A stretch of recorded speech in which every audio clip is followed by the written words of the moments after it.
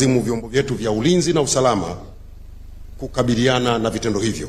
Kufuatia vurugu hizi, tumepata madhara yakiwemo vifo vya raia na askari, uharibifu mkubwa wa miundombinu ya umma na mali binafsi, kuharibu biashara za watu na wizi. Naomba kurudia kauli aliyoitoa Mheshimiwa Rais Dr. Samia Suluhu Hassan wakati akizindua Bunge la 13 la Jamhuri ya Muungano wa Tanzania, kutoa pole nyingi kwa familia zote zilizopoteza wapendwa wao, na sote tuwaombee marehemu wapumzike mahali pema peponi. Amin.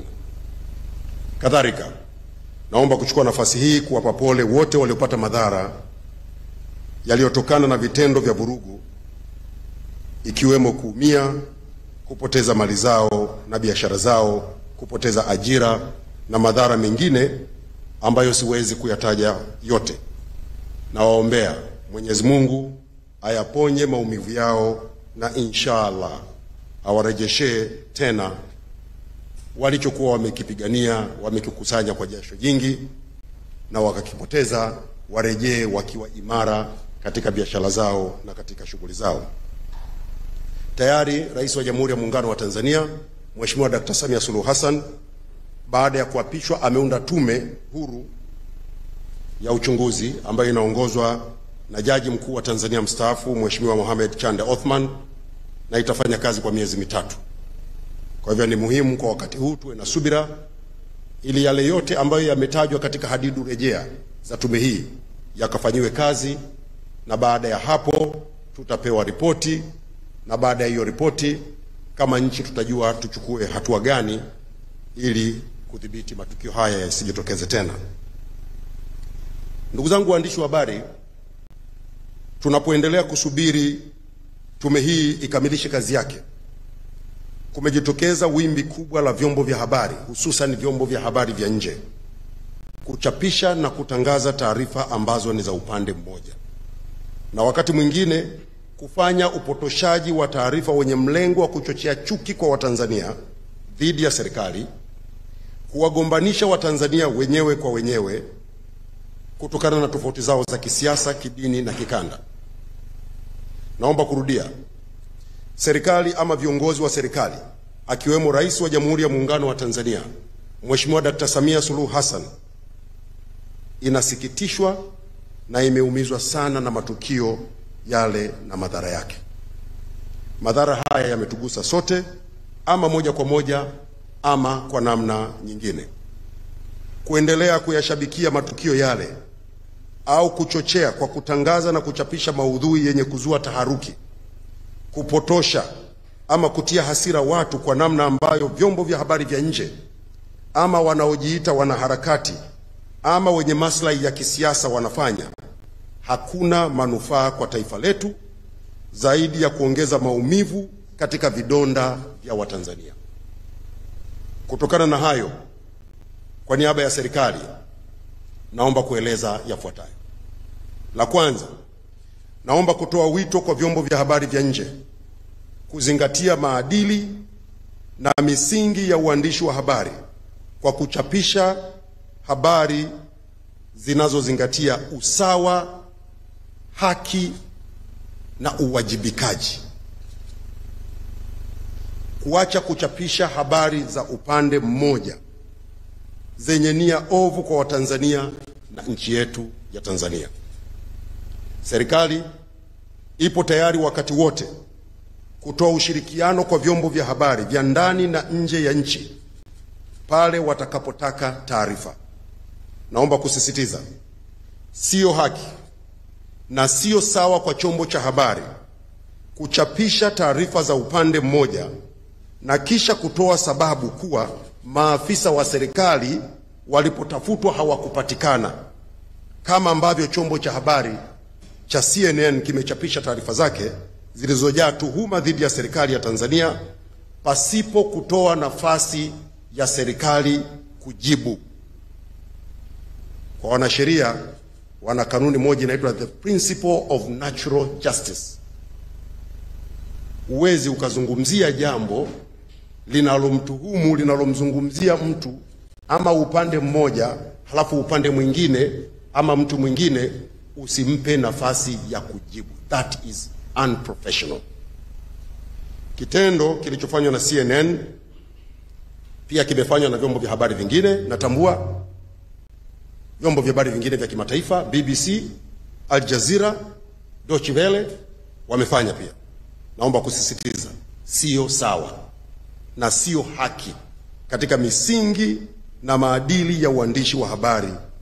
Huu ni ukiukwaji mkubwa na wa makusudi. Sisi wote ni waandishi wa habari, tunaifahamu misingi ya uandishi wa habari na maadili ya uandishi wa habari. Lazima habari inayochapishwa iwe balanced. Kwa Kiswahili nasema iwekewe usawa. Sasa ndugu zangu, la tatu, kwa kuwa rais ameunda tume huru ya uchunguzi, ni muhimu vyombo vya habari vikajiepusha kuingilia uchunguzi unaoendelea, na kama kuna chombo cha habari kina taarifa za uchunguzi kiliofanya, kiwasilishe katika tume ili taarifa hizo zizingatiwe katika ripoti pale tume itakapokamilisha kazi yake.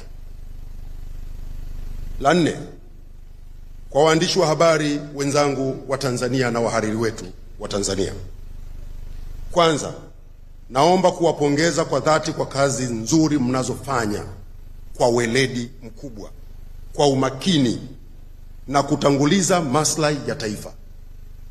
Najua kuna magenge ya watu ambao wanashabikia nchi isambaratike, yanawashambulia sana kupitia mitandao ya kijamii na vyombo vya habari vya nje. Najua. Nataka kuwatia moyo na kuhakikishia mpo sahihi sana, na mmeonesha umuhimu wa Tanzania kwanza na upekee wa nchi yetu. Sio lazima sisi waandishi wa habari wa Tanzania tuige mtindo wa kushambulia nchi yetu na kuiharibu. Hiyo ndio Tanzania. Leo mtabezwa, lakini historia itaandika kuwa nchi iliwahi kupita katika mtikisiko, na waandishi wetu wa habari wa Tanzania walisimamia maslahi ya taifa na nchi ikabaki salama. Tembeeni kifua mbele kwa hilo. Endeleeni na msimamo huo huo. Kwenye maslahi ya Tanzania, waandishi wa habari wa Tanzania hatuhitaji kusifiwa na mtu mwingine yeyote. Kwenye maslahi ya nchi yetu, waandishi wa habari wa Tanzania tunahitaji kusifiwa na Watanzania. Na Watanzania wanataka amani. Watanzania wanataka nchi nzuri. Watanzania wanataka nchi inayokuwa kiuchumi. Watanzania wanataka nchi inayoshughulikia kero zao. Watanzania wanataka nchi inayowahudumia ipasavyo. Na waombeni ndugu zangu waandishi wa habari, msihofu na msishike na twashishi yoyote mnaposimamia maslahi ya taifa. Na labda niseme, mnachokifanya ni uandishi wa habari wa uwajibikaji. Kwa Kiingereza wanasema responsible journalism. Kuna watu fulani nimeona siku 2-3 hizi kwenye mitandao wanataka kubeza uandishi wa habari wa Gerson Msigwa. Mimi ni mwandishi wa habari hasa, tena field journalist, niliyefanya kazi uwandani. Yaani ingekuwa ni vitani ningesema mimi ni field marshal. Waandishi wa habari wa Kongo mnajua hapa. I know what I'm doing. Kwa hiyo nyinyi mnachokifanya ni uandishi wa habari wa uwajibikaji, responsible journalism, which embarks in reporting and accountable, kwa usahihi, kwa usawa na kwa uwajibikaji. Hiyo ndio responsible journalism. Na unapofanya hivyo ni lazima mambo muhimu yazingatie. Kwanza, to verify your facts. Verify your facts. Huwezi mwandishi wa habari kwenye chombo cha habari chenye heshima unakwenda unaandika story unasema nimezungumza na nesi mmoja ambaye, is that journalism? Msemaji mkuu wa serikali yuko hapa, hujamuuliza. Kwa hiyo umekwenda kutafuta nesi ambaye jina lake hataki litaje, na msemaji mkuu wa serikali yupo, viongozi wa serikali wapo, serikali ipo. Avoid bias and conflict of interest and being transparent about your sources and mistakes. Lazima uwe mwazi. Uwezo ukasema kuna hili jambo limetokea, umelipata wapi? Si lazima useme. Si ndio uandishi wa habari? Sasa unakwendaje kutengeneza panic chombo cha habari chenye heshima? Umenukuu watu wasiojulikana kuanzia mwanzo mpaka mwisho. Hawafahamiki, wamehifadhiwa, wamefanyaje? Halafu nataka tukuamini. Hiyo na maoni ya mtu binafsi kuna tofauti gani? Ndugu zangu, nimezungumza kwa utuo ili kuambia mnachokifanya ni sahihi. Na mimi kazi yenu naiona, mnapotukosoa mnatukosoa, mnapoona pamekwenda sawa sawa mnaandika. Na mimi nataka niwaambie waandishi wa habari, msidhani hili jambo linafanywa kwa bahati mbaya, ni kwa makusudi. Leo chukua vyombo vya habari vya Tanzania, tufanye magazeti. Chukua magazeti ya Tanzania, utasikia SGR kukamilika 2030. Bandari ya Dar es Salaam mambo super. Dodoma inajengwa. Wakulima wachekelea mbolea ya ruzuku. Sasa bima ya afya wakati umetimia. Kaangalie vyombo vya habari vya nchi jirani kule. Fulani na fulani vita kali. Nchi hatarini kusambaratika. Vurugu sijui zimefanyeje. Sasa how can you be proud of your country? Kwa kuchapisha maudhui kwenye vyombo vya habari ambayo kila siku yanachafua nchi yako, yanadhalilisha watu, ama kwa kutumia uandishi wa habari kimkakati kuchochea nchi bora, maslahi ya watu, maisha bora, kuandika kuhusu kero za watu ili zishughulikiwe, kuandika habari za kuwajibisha serikali ichukue hatua kwa ajili ya maisha ya watu. Nataka kurudia, you guys are very light. Very light. Na mimi ni katibu mkuu wa Wizara ya Habari, Utamaduni, Sanaa na Michezo na msemaji mkuu wa serikali. Nimepewa jukumu hili na Mheshimiwa Rais, tukiongozwa na waziri wetu Mheshimiwa Profesa Palamagamba Kabudi, tuhakikishe sekta ya habari inakuwa bora na waandishi wa habari wanafanya kazi vizuri na kwa uhuru. Nataka niwahakikishie kwa niaba ya Mheshimiwa Waziri, tutasimamia maslahi ya vyombo vya habari vya Tanzania. Tutahakikisha vyombo vya habari vya Tanzania vinafanya kazi kwa uhuru bila kuingiliwa na mtu yeyote. Pale mtakapokwama tutashirikiana nanyi kuwakwamua. Na mimi niwaambie tu, tumeanza maandalizi ya kuanzisha mfuko wa wanahabari. Kama ambavyo wasanii wanapata mikopo kupitia kwenye mfuko wa utamaduni na sanaa, na sisi hapa tunafanya. Haitakuwa rushwa. Lazima waandishi wetu wa habari muwe imara. Hili ni jukumu letu sisi serikali, na tutalifanya, and be proud of us. La tano, kwa Watanzania wote, naomba kuchukua nafasi hii kuwasihi kujiepusha kushabikia na kusambaza taarifa ama habari zinazochochea uhasama, hasira na kuvunja umoja wetu wa kitaifa. Naomba Watanzania tungamue mtego wa kuliangamiza taifa letu. Tunapita kwenye kipindi ambacho tukiendekeza uchochezi unaofanywa na watu ambao wapo nje ya nchi na hawaguswi na chochote juu ya maisha yetu, wanaowashawishi vijana wetu kufanya vitendo vya kuumiza nchi yetu, tutakaoangamia ni sisi, na tutakaoumia kweli ni sisi wenyewe. Yaliyotokea tarehe 29 na siku kadhaa zilizofuata, tulioumia ni sisi wa Tanzania.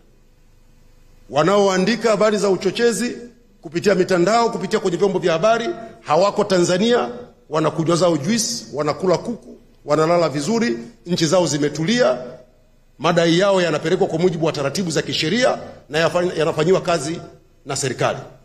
Lakini sisi huku tunaandikiwa maudhui kwenye mitandao na kwenye vyombo vya habari ya kufanya madai kwa vurugu na kuharibu nchi. Natamani Watanzania wawe wanauliza, nyinyi wenzetu huko, mkiwa mna madai, mnachoma vituo vya mafuta? Mnaharibu miundombinu. Leo wananchi wa Kimara hawana mabasi ya kwenda katikati ya mji. Mnaiba biashara za watu. Leo watu wamefilisika, watu wamejitafuta, wameokota mitaji yao. Mnafanya hivyo.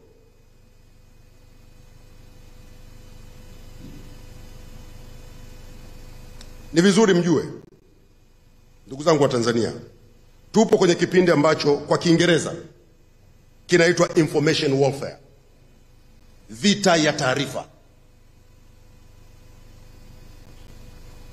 Wasiotutakia heri wanatumia mwanya wa upashanaji wa taarifa kutugombanisha, kutuchonganisha na kutufitinisha, ili tukiharibikiwa waweze kupata maslahi yao, kwa sehemu kubwa maslahi ya kisiasa na maslahi ya kiuchumi, na huko mbele nitaeleza. Wanatumia mkakati unaitwa the weaponization of narrative. The weaponization of narrative. Wanatumia silaha ya kutengeneza simulizi mbaya kuhusu Tanzania, simulizi mbaya inayoonyesha nchi yetu ni ya hatari. Wanatumia mbinu ya kutengeneza simulizi mbaya ya Tanzania kwamba ni nchi isiyokuwa salama na isiyofaa. Wanataka wageni, wakiwemo wawekezaji, wafanyabiashara, watalii na watu wengine wanaokuja kwa maslahi ya Tanzania waogope kuja Tanzania ili tufe njaa.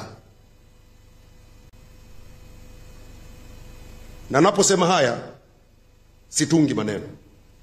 Sisi wote tunatumia mitandao ya kijamii, tunasikiliza vyombo vya habari, vikiwepo vya majirani zetu. Wote mtakuwa mmeona kampeni za mtandaoni. Walianza kuhamasisha haki, haki, haki.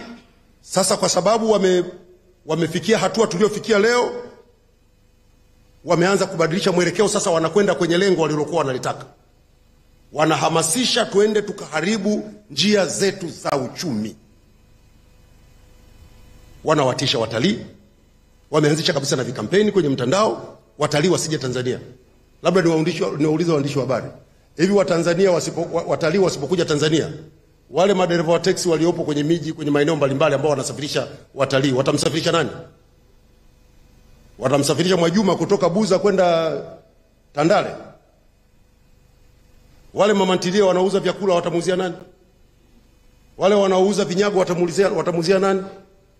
Wanaofanya biashara mbalimbali za madini, mazao ya chakula watamuuzia nani? Wazazi wetu wote ni wakulima.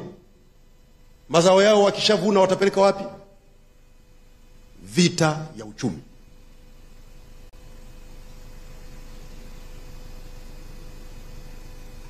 Baadhi ya mbinu hasi wanazotumia ni kutengeneza maudhui ya uongo na kusambaza mtandaoni, ili mradi tu watu wapate hasira.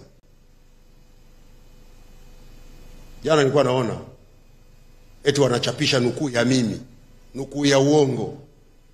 Eti nimesema watakao nukuu, watakao chapisha, watakao sambaza taarifa ya chombo fulani watakamatwa, watawekewa uhaini. Mimi nimesema wapi? Wanadhani watanitisha nisiseme kuhusu Tanzania? Labda Mheshimiwa Rais aniondoe hapa. Nitasema yote yanayohusu hii nchi na nitawaambia Watanzania ukweli kuhusu nchi yao.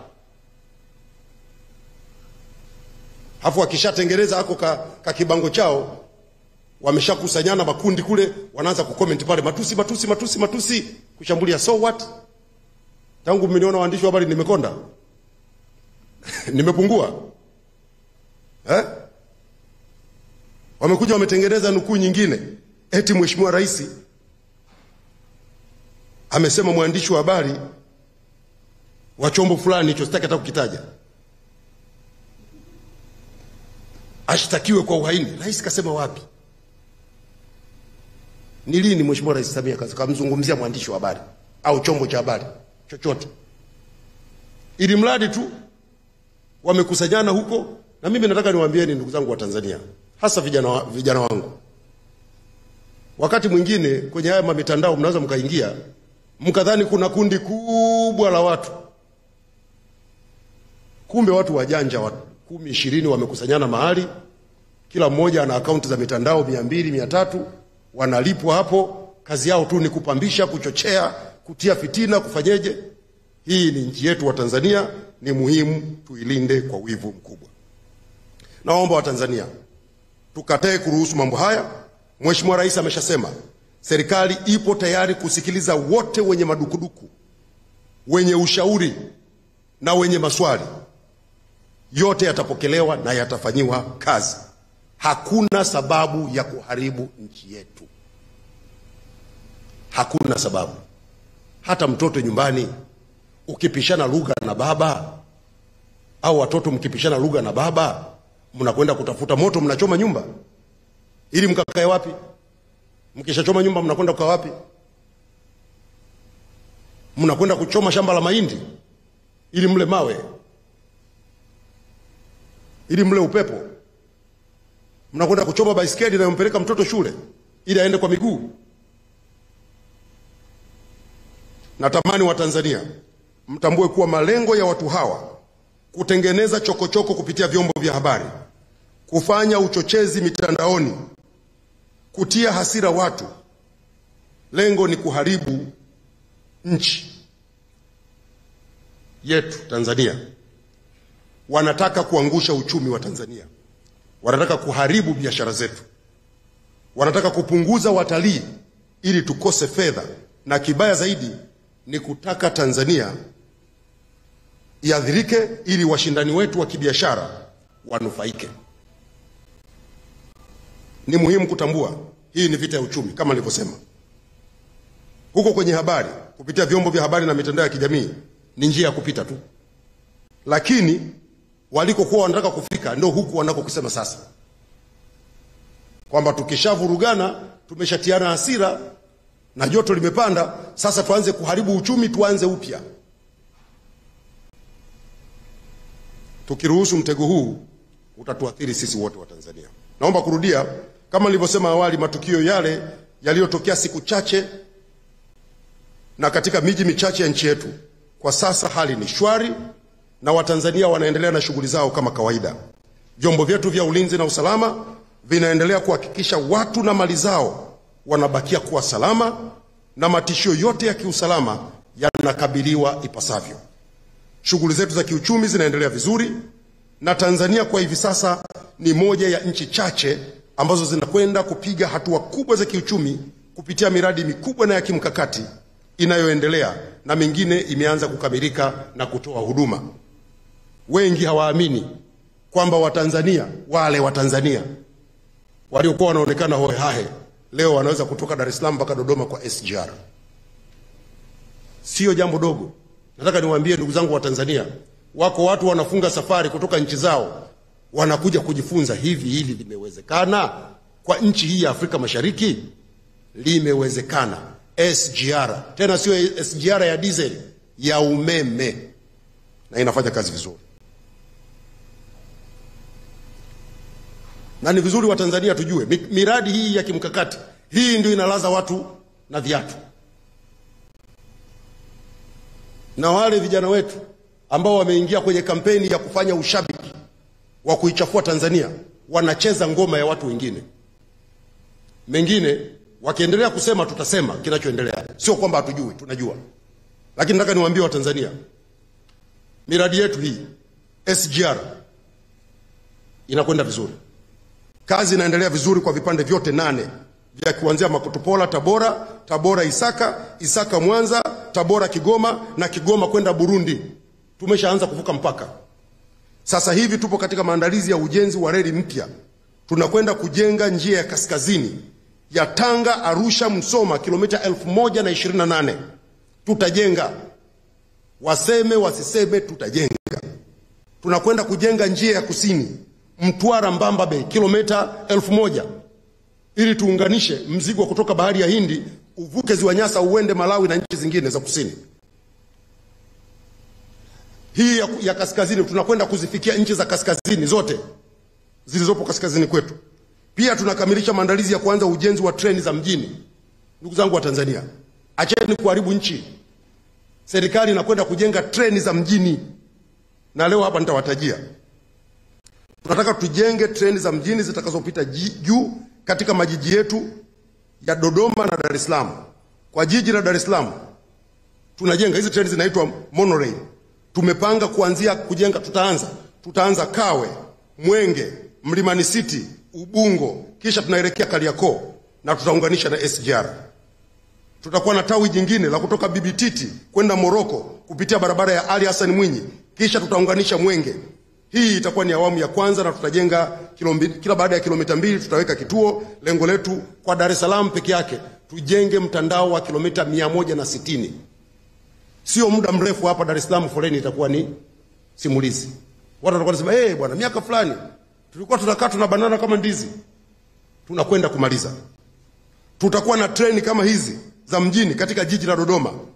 Tumepanga kujenga kuanzia station ya SGR kwenda mjini, kisha tutaunganisha kwenda Mtumba hadi Chamwino kupitia stendi ya mabasi. Awamu ya pili tunaelekea Msalato Airport. Lengo kwa Dodoma tujenge kilomita za mtandao wa kilomita 105 za treni za mjini.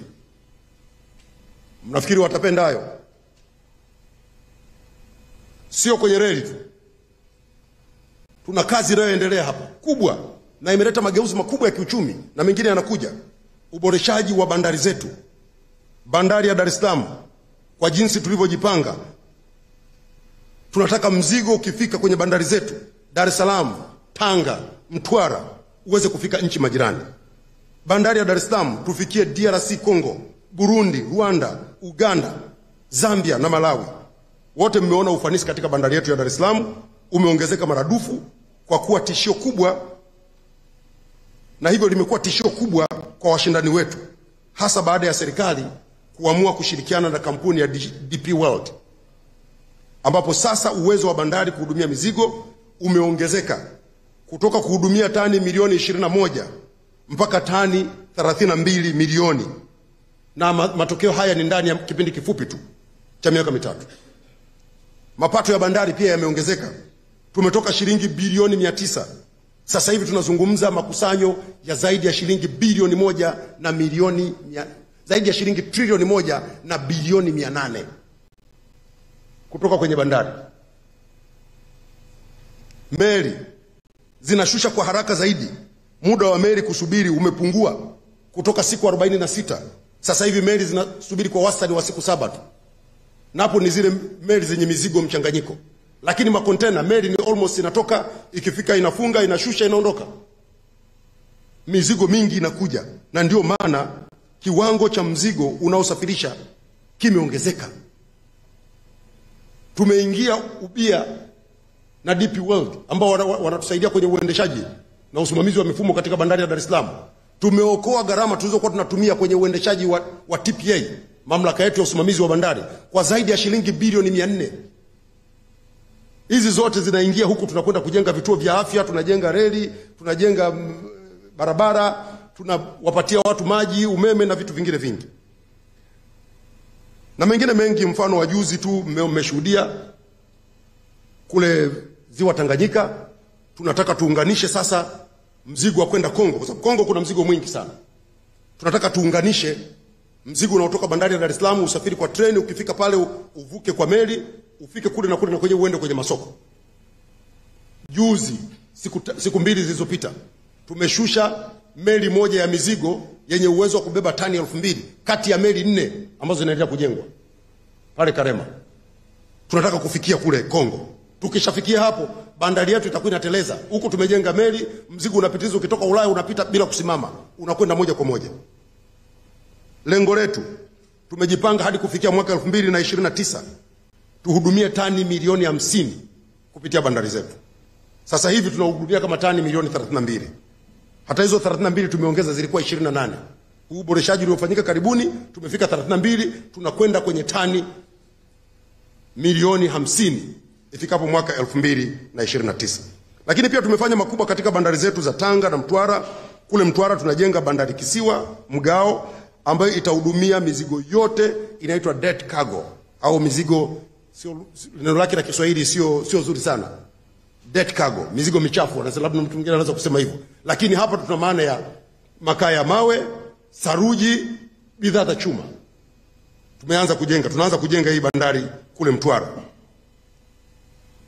Na bandari yetu sasa hivi ya Tanga tumeboresha na kuongeza gati 2, na sasa meli nyingi zinapita Tanga. Hata zile zilizokuwa zinapita bandari jirani, nafikiri mnanielewa, sasa zinapita Tanga. Tulikuwa tunahudumia kupitia bandari ya Tanga tani 400,000 kwa mwezi. Sasa hivi tunahudumia tani 1.5 milioni. Mpaka mwisho wa mwaka huu tutafika tani 2 milioni. Na sisi lengo letu tunaboresha bandari ya Tanga ifikie uwezo wa kuhudumia tani 3 milioni kwa mwaka. Watafurahi. Kadhalika tumekamilisha bandari ya Bukoba na Kemondo. Bandari ya Mwanza North nayo tunaikamilisha, maana yake mzigo wa Uganda kupitia Tanzania sasa hivi tunahudumia kwa 3%, na tukishakamilisha hapo tutakuwa tunahudumia mzigo wa Uganda ambao sasa hivi unahudumiwa na watu wengine, tutahudumia kwa 38%. Unatoka 3% unakwenda 38%. Bandari ya Bagamoyo tunaanza kujenga Disemba mwaka huu 2025. Tumezungumza sana, imefika mahali serikali imesema tunaanza kujenga. Wawekezaji wakija tutajenga nao, hawakuja tunajenga wenyewe.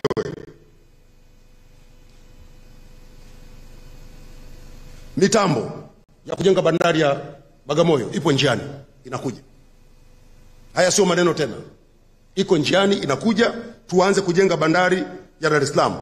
Na lengo letu bado tunataka tujenge gati 28. 28. Hakuna kulemba. 28. Na tutaanza na gati 14. Na niwape tu taarifa ndugu zangu waandishi wa habari. Bandari ya Bagamoyo ni kwa Kikinga wanasema ni game changer. Ndio itakuwa game changer kwa huduma za bandari katika ukanda huu wa Mashariki. Tunajenga bandari ambayo kina chake kitakuwa mita 20. Hii ni bandari ambayo inaweza kupokea na kuhudumia meli kubwa za makontena. Tena tunaweza hii bandari kikamilika tutakuwa na uwezo wa kuhudumia mpaka meli ya kubeba makontena 25,000. Meli moja inabeba makontena 25,000 Bagamoyo pale. It is a game changer. Mimi nataka kuambia ndugu zangu wa Tanzania, mambo yetu sio mabaya. Walioko magharibi kule Kigoma wasije wakafikiri tumewasahau. Tumeanza kujenga bandari ya Kigoma na mkandarasi hivi ninavyozungumza yupo site. Anafanya mobilization. Tutaongeza uwezo wa bandari ya Kigoma hadi kufikia kuhudumia mzigo tani 3 milioni ikilinganishwa na sasa ambapo tunahudumia kama tani 600,000 kwa mwaka. Na mkumbuke miradi hii yote inakwenda kuajiri vijana wetu kwa maelfu, na watapata kipato kizuri, na tunajipanga kumwaga ajira kama mchele. Sababu uzuri wa kazi za bandari ni kazi zinazotumia watu wengi. Kwenye utalii huko ndio usiseme. Wote mnafahamu tulikuwa tumeweka lengo la kupokea watalii 5 milioni ifikapo mwaka 2025. Tumemaliza mwaka 2024 tumefika watalii 5.3 milioni. Mpaka mwisho wa mwaka huu tutapata takwimu zingine, lakini idadi ya watalii imeongezeka sana. Watalii wanapoongezeka, wote mnafahamu nchi yetu ilikuwa inapokea watalii 2 milioni, 1 milioni na kitu. Mpaka wakati fulani tumefika 700,000. Sasa tunakwenda 8 milioni ifikapo mwaka 2030. Watalii tunapozungumzia 8 milioni ndio hao ambao walikuwa wanakwenda washindani wetu katika utalii watakuja Tanzania. Kule wanakohama watafurahi. Shirika letu la ndege ATCL tumeliimarisha sana. Tuna ndege 16 sasa hivi. Na wote mmesikia wakati wa kampeni, maana sasa tunaanza kutekeleza ilani ya uchaguzi ya Chama cha Mapinduzi. Tunakwenda kuongeza ndege zingine 8. Shirika letu lifikishe ndege 24. Lakini sio hayo tu. Sasa hivi ndege zetu zinahudumia vituo 29 vya ndani na nje ya nchi. Mpaka mwisho wa mwaka huu tunaongeza vituo 3 vya kimkakati. Cape Town, Afrika Kusini. Unajua tunakwenda Johannesburg tayari. Tunaongeza Cape Town, Afrika Kusini. Tunaongeza Accra, Ghana, na tunaongeza Victoria Falls kule Zimbabwe. Tumeshaona watalii wakishatembelea Tanzania wanakwenda Victoria Falls, na wakishatembelea Victoria Falls wanataka kwenda kwenye vivutio vingine. Tunaweka ndege itakwenda kule, itapeleka watalii kule na italeta watalii Tanzania. Tutaongeza idadi. Lengo letu ikifika mwaka 2030 tufikie vituo 50 vya ndani na nje ya nchi. Na kwa sasa shirika letu linahudumia kwa mwaka kama abiria 1.5 milioni. Lengo letu ni kwamba katika miaka miwili ijayo tufike abiria 3 milioni. Hapa pekee tumepiga hatua, tulikuwa kama 800,000, tumefika 1.5 milioni, tunakwenda kwenye 3 milioni miaka miwili ijayo. Kwa hiyo ndugu zangu wa Tanzania, mambo haya ni mambo makubwa yanayobeba uchumi wetu. Ukiangalia kampeni zinazofanyika sasa kwenye mitandao na kwenye vyombo vya habari ni kwenda kuyapiga haya. Tukose pesa, tukose dawa, tukose maji, tukose umeme, tukose barabara, tuhangaike. Na sasa hivi uchumi wetu unakuwa sana. Wastani wa ukuaji mpaka mwisho wa mwaka huu tunapanga kufika 6%. Tuko kama 5 na kitu kwa sasa, lakini mpaka mwisho tutafika 6%. Tuna akiba ya kutosha ya fedha za kigeni, dola za Marekani bilioni 7.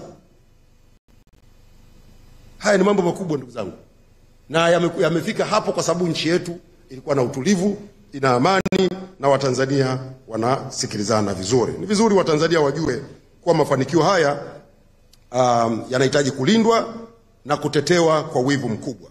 Na tunaposhambuliwa namna hii tunakwenda kuathiri na kuathirika kama nchi na pia kama mtu mmoja mmoja. Bandari zetu tunahitaji zibaki kuwa imara na miundombinu yetu ibaki kuwa imara kwa ajili yetu sisi wa Tanzania. Wito wangu kwa Watanzania, tuamke. Rais mstaafu aliwahi kusema tuwe na akili za nini? Za mbayuwayu, za kuambiwa changanya na za kwako. Wala ambao hawajui maana ya msemo huu mbayuwayu, ana tabia kuruka juu. Siku mmoja ndege mwingine akamwambia, bwana sikiliza bwana, twende tushuke chini pale, twende tukagonge lile jiwe lipasuke. Kwa hiyo wakatoka huko juu wanakwenda chini, joka hivi kama mkuki. Alipofika karibu na jiwe akakumbuka za kuambiwa changanya na za kwako, akapiga kona pale bara. Ndege rafiki chali yeye huyo mpaka leo yuko zake angani huko, anaenea. Watanzania tuchanganye na za kwetu. Sasa kwa sababu wanaofanya kampeni hizi wamewalenga watalii pia, nataka kuzungumza kwa watalii. Na hapa nitabadilisha lugha, nitaweka kikinga kidogo. To our prestigious tourists, the following are the few words from the government. 1. Welcome to the United Republic of Tanzania. Our nation remains peaceful, calm, and open to all who wish to explore its beauty from Kilimanjaro to the Serengeti, to Ngorongoro, Dar es Salaam, and Zanzibar, to mention a few. Please ignore any misinformation meant to distract you from the unforgettable experiences awaiting you here. 2. Our destinations are safe. Our accommodations are improving every day, and our hospitality and transportation ensure that your journey is comfortable and memorable. 3. The government is fully committed to protecting you, your companions, and the value of your dollars and shillings while visiting our country. Come one, come all, Tanzania is safe. Ndugu zangu waandishi wa habari, kwa kumalizia, jana jioni nilitoa tangazo baada ya chombo cha habari cha CNN kuchapisha makala ya matukio ya tarehe 29 Oktoba 2025. naomba kusema yafuatayo. Kwanza, uhakiki wa maudhui yaliyomo kwenye makala ile unaendelea, lakini kama ambavyo chombo hiki kimefanya katika ripoti zake mbalimbali, kimeendelea kufanya makosa ya kiweledi na kiuadilifu katika uandishi wa habari kwa kutangaza na kuchapisha maudhui ambayo yanaegemea upande mmoja. Sio kweli kwamba CNN ilishindwa kupata upande wa serikali kwa ripoti zao zote wanazozitoa.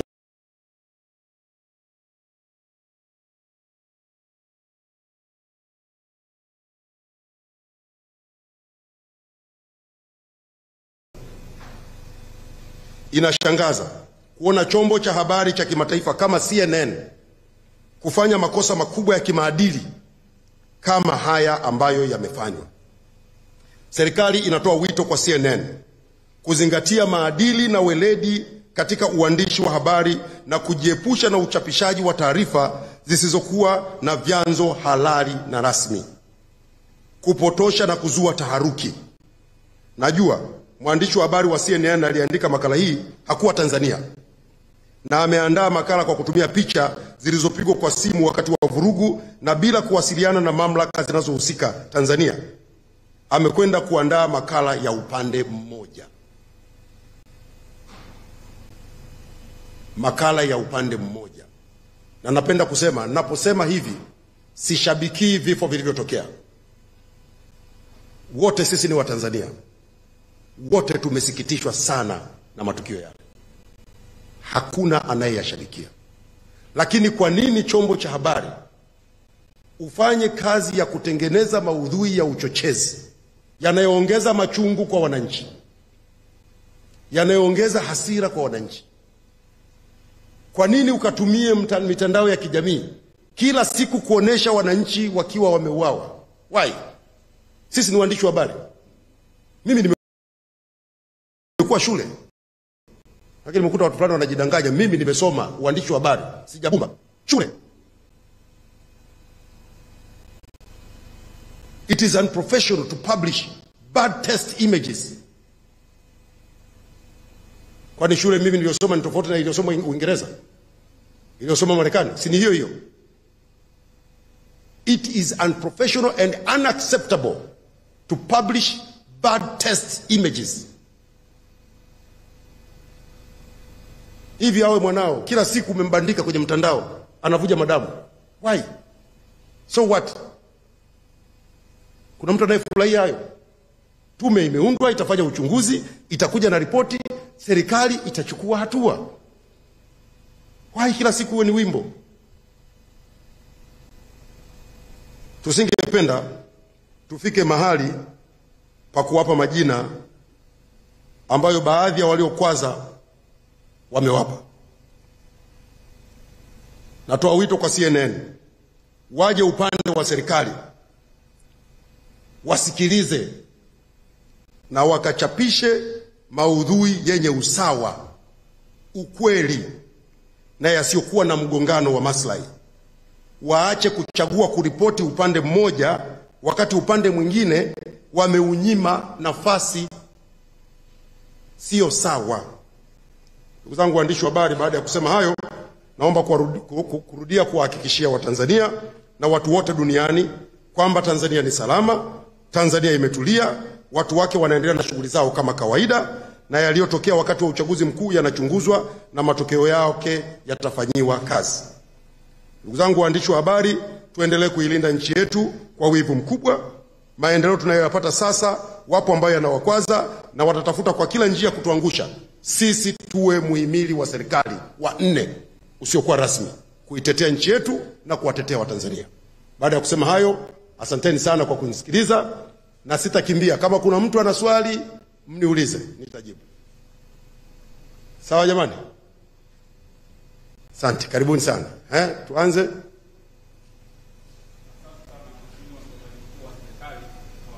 Taarifa ambayo umeitoa sasa hivi. Mimi kwa jina naitwa Ali Mayala, ni mwandishi wa habari wa Daily News. Swali langu la msingi moja kwa moja nalielekeza kwenye upande takwimu zile za bandari, kwamba umezungumzia kwamba target ni kuhakikisha kwamba tunafikia tani milioni 50 kufikia 2030, na awali uligusia kwamba imefikia tani takribani milioni 32. Nikataji nijue hii tani milioni 32 na zile 50 ambazo tunalenga kuzifikia ni kwa bandari zote nchini au ni kwa bandari tu ya Dar es Salaam? Swali langu la pili ni kwenye upande wa kucontrol disinformation, kwamba umeweka mkazo sana kwenye swala la control disinformation, lakini tumeona hata logo bloggers ambao in one way or another by professional are not journalists, wamekuwa wakifanya wana promote decisive information, lakini ukiangalia are not journalists. So what's the position of the government in ensuring that kwamba wana contain, ili kuhakikisha kwamba kwa namna moja au nyingine habari zinazopatikana zinakuwa ni balanced, lakini pia zinakuwa na accuracy? Na upi tayari wa serikali kuhakikisha kwamba ile responsiveness ya kutoa clarification kwa ujumla? Asante sana. Asante. Nitakuwa najibu moja baada ya jingine.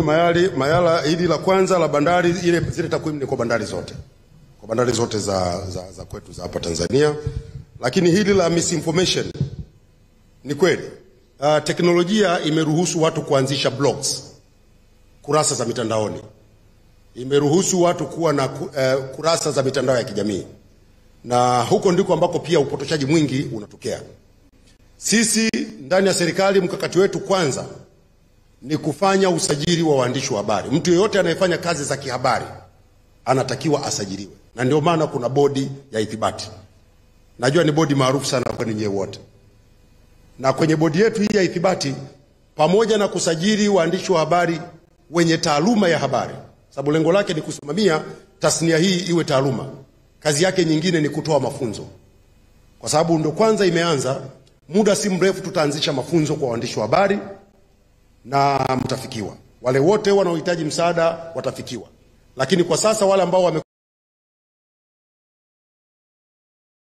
sifa wamehamasishwa, na wengi wako vioni wanasoma wapate weledi, na pengine hiyo ndio inaweza kuwa tofauti kati ya sisi na nchi jirani. Sisi hatutaki tuwe na waandishi wa habari ambao akilala akiamka anaamua kuwa mwandishi wa habari. Tunataka mtu awe na weledi. Na sasa hivi nikiangalia hapa wote nyinyi ni wenye sifa. Ni waandishi wa habari wenye sifa. Sasa mwandishi wa habari mwenye sifa, mwenye taaluma ya uandishi wa habari, hawezi kufanya hayo yanayofanywa na hao jamaa huko nje. Kwa hiyo nawapongeza sana, na huo ndio mkakati wetu sisi kwa upande wa serikali. Na pia tutaendelea kufanya engagement na kushirikiana na vyama vyetu mbalimbali vya waandishi wa habari, jukwaa la wahariri TF, baraza la habari na vyombo vingine, TAMWA, TASWA na vingine vingi, kuhakikisha kwamba tunawekana sawa ili waandishi wa habari wafanye kazi kwa weledi na kwa uhuru. Next, ndio madam. Asante, naitwa Rosemary Mirondo, niko gazeti la The Citizen. Naitwa Rosemary. Ndio Rosemary. Nadhani ilikuwa ni Jumanne. Mheshimiwa Rais alisema kwamba sasa hivi development partners ni kama wanajitoa kutoa misaada kwa ajili ya kuendeleza miradi yetu. Lakini leo umeainisha baadhi ya mikakati ya kuleta. Tunazungumza nao kwa sababu sisi tunaamini kwamba kwanza hawana taarifa za upande wa serikali. Tunaamini tukizungumza nao tutaelewana. Lakini sisi kama nchi hatuendeshi kwa fedha za misaada peke yake. Lakini tutazungumza nao, naamini tutaelewana.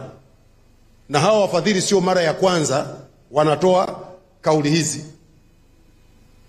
Lakini huwa tunakaa, tunaelewana na mambo yanasonga mbele.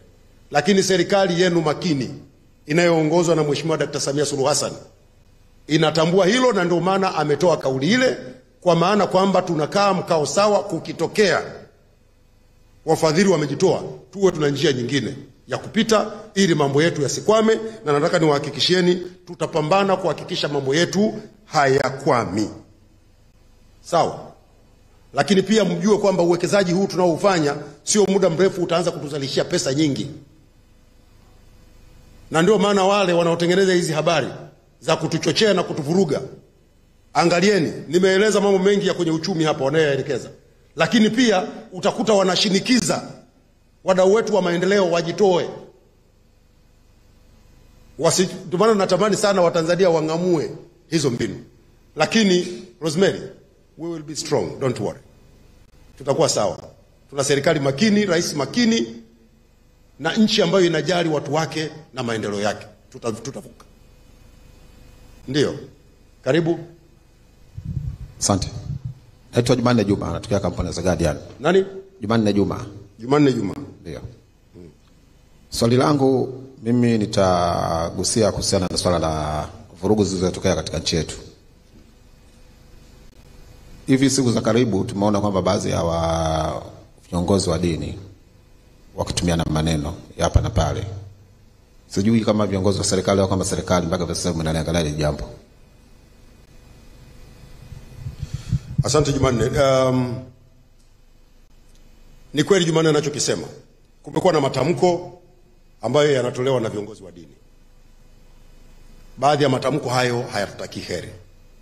Kwa upande wa serikali tunaomba wadau wote, wakiwemo viongozi wa dini, vyombo vya habari, viongozi wa siasa, image ya Tanzania fanya kwanza House CNN, they have to give equal opportunities to all parties involved in their content. This is a professional practice.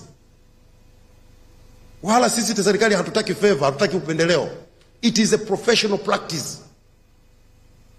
You accuse someone, give him a chance. Si ndio hivyo? It is a natural justice. Kwa hiyo CNN tumewaambia wakitaka kusikia kutoka serikalini, serikali ipo ili wakasafishe kama ambavyo wamechafua. Moja, tumewatafuta Al Jazeera, tumewaambia we are here, we are ready. Tutakwenda kuzungumza nao, na sisi tunaamini kwa sababu hivi ni vyombo vya habari vya kimataifa vyenye uwajibikaji na vinavyopaswa kuwa na uwajibikaji, vitatoa nafasi kwa sasa kilichotokea. Kamati ya uchunguzi inafanya kazi, itamaliza kazi, tutaeleza kila kitu, hakuna cha kuficha. Kwani kuna aliyependezwa na yaliyotokea? Hakuna aliyependezwa na yaliyotokea. Hata sisi wenyewe tuna machungu, tunasikitika sana. Waandishi wa habari wa Al Jazeera hapa Tanzania, wa BBC, wa Deutsche Welle, nani ameuawa, nani ameteswa, nani amekamatwa? Hivi vyombo vimefungiwa. Nyinyi hamjui kama kuna nchi hivi vyombo vimezuiwa kufanya kazi? Sisi Tanzania tumefunga, tumemzuia mtu yeyote? Hatujazuia mtu yeyote. Kwa tutawaengage. Wakitupatia nafasi tutaeleza ukweli. Wasipotupatia nafasi tutatafuta namna nyingine ya kufanya, ya kusafisha. Tanzania ni nchi safi, na uzuri wanachokitangaza na kilichopo huko tofauti. Seeing is believing. Watu watakuja hapo wataona vitu tofauti. Ndio mwingine.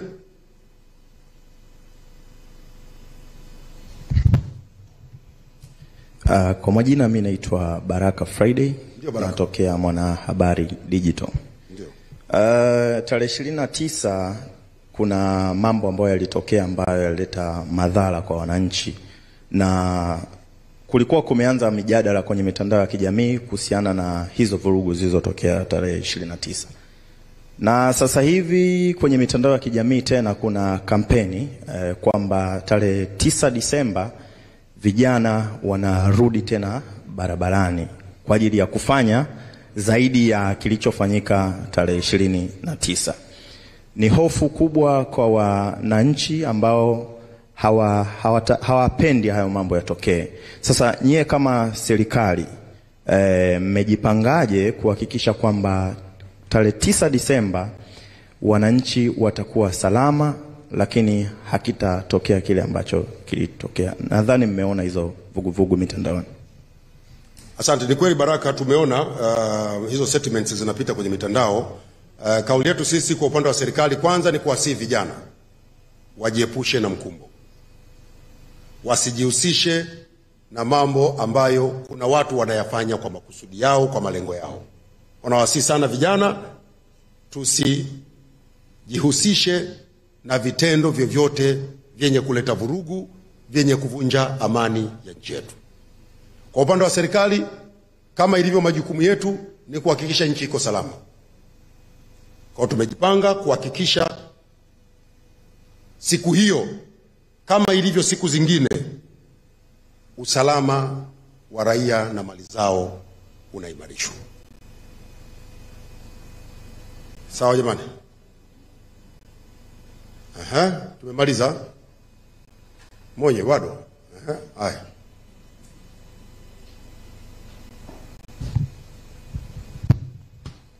Msemaji, naitwa Juma Isihaka, mwandishi wa gazeti la Mwananchi. Juma, ndio. Nilikuwa naomba kufahamia kwanza, wakati rais analihutubia bunge alitoa kama maelekezo au ushauri ya kwamba kuna wale vijana walioshiriki zile vurugu kwa kufuata mkumbo, na alisema baada ya uchunguzi na nini wale waachiwe, na wametokea wananchi kadhaa mahakamani na nini, lakini bado hiyo. Pengine nini neno la serikali kuhusu hao? Pamoja na hilo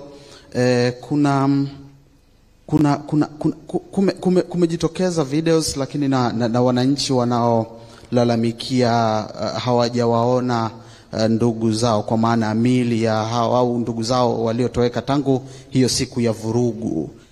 Wanasema imekuwa vigumu ku access ama miili au kuwapata hao ndugu zao. Pengine kauli ya serikali ni nini kwenye hilo? Lakini tume inafanya hiyo. Pengine msemaji, tunaweza kupata idadi ya, kwa sababu vimezungumzwa vingi sana huko nje ya nchi na vyombo vya habari hivi vya kimataifa, wako wanaotaja idadi ya vifo, wako wanaotaja idadi mbalimbali. Serikali kwa sasa inaweza kutueleza uhalisia wa idadi? Asante Isiaka. Vijana, maelekezo ya Mheshimiwa Rais kwanza yameanza kutekelezwa. Wako ambao, na Mheshimiwa, ningependa kuweka vizuri, Mheshimiwa Rais alielekeza wale vijana ambao DPP ataona walienda kwenye vurugu zile kwa kufuata mkumbo waachiwe, na hii kazi inaendelea kwa sababu wao watu walikuwa wengi. Inaendelea kufanya uchambuzi, na wale ambao uchambuzi unakamilika wanaachiwa na wanarudi majumbani kwao, na kazi itaendelea mpaka itakapokuwa imekamilika. Wananchi wanatafuta ndugu zao. Katika hatua hii, kwanza mimi ningetoa wito, sehemu sahihi nadhani ni kwenda polisi, sababu polisi wao ndio wanaweza kufanya hizo jitihada za kutafuta walipo, na kama kutakuwa kuna maelekezo mengine huko polisi ndiko ambako wanaweza kujua. Kwa sasa hivi mimi siwezi kuwa na majibu, kwa sababu unajua haya ni matukio ambayo yalitokea wakati wa vurugu. Tume inaendelea kufanya uchunguzi. Tume itakapokamilisha, pengine itakuwa imepata taarifa nyingi zaidi ambazo pia Watanzania watajulishwa. Ila katika hatua hii ni vizuri tukaendelea kwenye utaratibu wetu wa kawaida. Pale unapokuta jamaa yako hapatikani, basi unakwenda polisi. Mambo mengine tutaambiwa tume itakapokuwa imekamilisha kazi yake. Kuhusu idadi, hali kadhalika ni ngumu sasa hivi kusema ni idadi kiasi gani, kwa sababu tathmini inaendelea. Tume inaendelea na kazi yake, itakamilisha, tutapata hizo takwimu. Kwa sasa hivi mtu yeyote anayetoa takwimu ni uchochezi. Takwimu zinatakiwa zitoke kwenye vyanzo rasmi ambavyo vimezalisha takwimu hizo baada ya kufanya tathmini. Leo nikikuuliza hapa, Juma, nani kahesabu walioumia, waliofariki dunia? Nani kahesabu?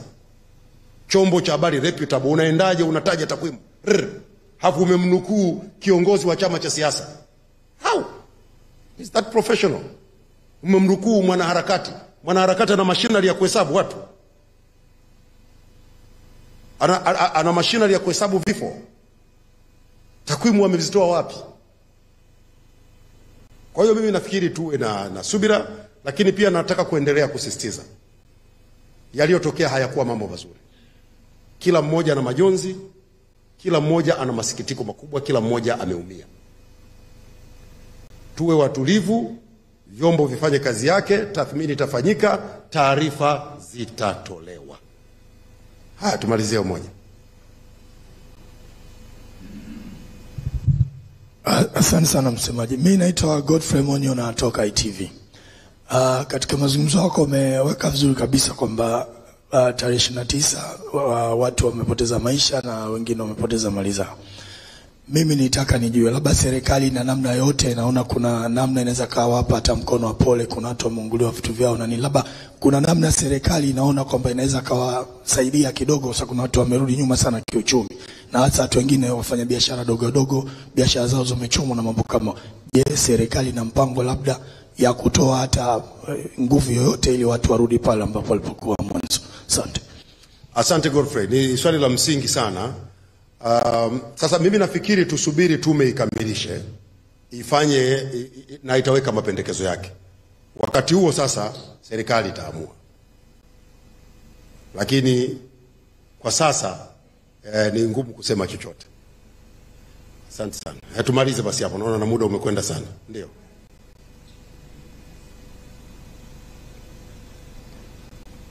Naitwa Rashid Mtagaluka, natokea Mwananchi. Ndio Rashid. Ipi kauli ya serikali kuhusiana na maadhimisho ya miaka 64 ya uhuru wa Tanzania kwa mwaka huu? Yapo maadhimisho ya miaka 64 ya uhuru tarehe 9 Disemba. Yakoje? Serikali inasemaje? Asante Rashid. Maadhimisho ya miaka 64 ya uhuru mtapewa tangazo ndani ya siku 2. Bado. Kwa sababu akina dada hawajauliza wengi, basi mpe dada aulize swali la mwisho. Tumalize.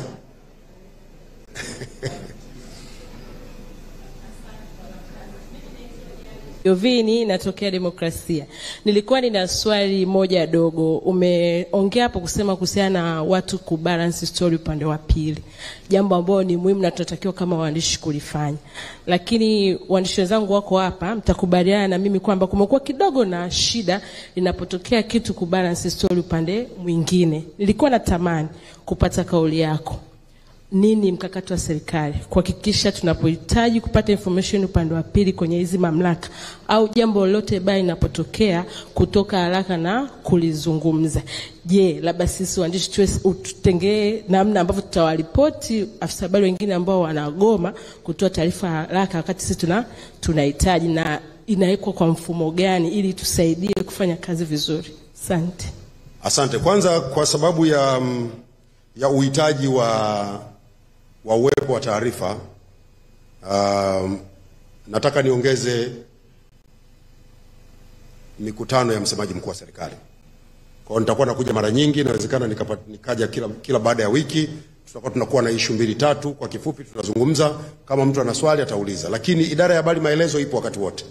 Ipo wakati wote, njoni mje tuwasiliane. Lakini kwenye sekta mbalimbali, kwenye taasisi kuna vitengo vya habari. Wasilianeni na maafisa habari, mkiona hawakuwapa ushirikiano tujulisheni idara ya habari. Tuko hapa, yuko kaimu mkurugenzi hapa Kevin Kanje, wako makaimu wakurugenzi wengine, Rodney yupo kaimu mkurugenzi wa idara ya habari, tutajibu maswali. Na wewe binafsi nitakupa namba yangu. Lakini kwa ajili ya nini? Na namba yangu jamani simnayo wote. Mimi wakati wowote ukiwa na swali wewe niulize. Na sijawahi kuacha kujibu swali la mtu. Mnamuona nani? Juma yuko wapi? Juma Isiaka yuko wapi? Arakela huyu, lakini muulizeni nimewahi kuacha kupokea simu yake. Anapiga simu Juma mpaka saa 8 usiku. Tena maswali magumu. Lakini napokea simu yake, najibu message zake. Kuna wakati unaweza kunipigia niko kwenye mkutano, siwezi kupokea kwa muda huo, mnavumilia tu kidogo, lakini nitakurudia tu. Kwa simu yangu mimi iko wazi, wala ambao hawana hata hapa nitawapatia. Sawa jamani?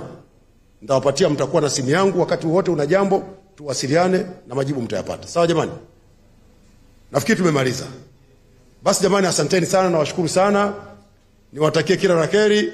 Inshallah wiki ijayo tutakutana tena. Sawa sawa? Asanteni sana, kila la kheri.